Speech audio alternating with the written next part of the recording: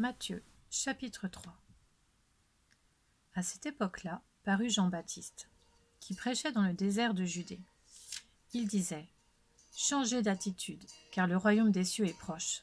Jean est celui que le prophète Ésaïe avait annoncé lorsqu'il a dit : C'est la voix de celui qui crie dans le désert. Préparez le chemin du Seigneur, rendez ses sentiers droits.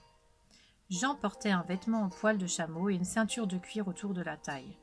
Il se nourrissait de sauterelles et de miel sauvage.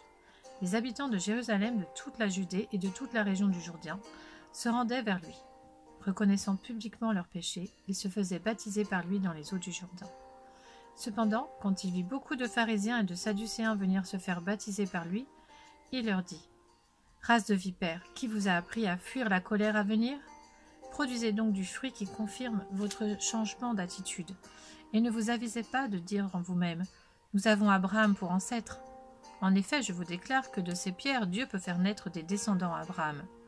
Déjà, la hache est mise à la racine des arbres. Tout arbre qui ne produit pas de bons fruits sera donc coupé et jeté au feu. Moi, je vous baptise d'eau en vue de la repentance, mais celui qui vient après moi est plus puissant que moi, et je ne suis pas digne de porter ses sandales. Lui, il vous baptisera du Saint-Esprit et de feu. Il a sa pelle à la main, il nettoiera son aire de battage, et il amassera son blé dans le grenier. Mais il brûlera la paille dans un feu qui ne s'éteint pas. Alors Jésus vint de la Galilée jusqu'au Jourdain vers Jean, pour être baptisé par lui. Mais Jean s'y opposait en disant : C'est moi qui ai besoin d'être baptisé par toi, et c'est toi qui viens vers moi ? Jésus lui répondit : Laisse faire maintenant, car il est convenable que nous accomplissions ainsi tout ce qui est juste. Et Jean ne lui résista plus. Dès qu'il fut baptisé, Jésus sortit de l'eau. Alors le ciel s'ouvrit pour lui et il vit l'Esprit de Dieu descendre comme une colombe et venir sur lui.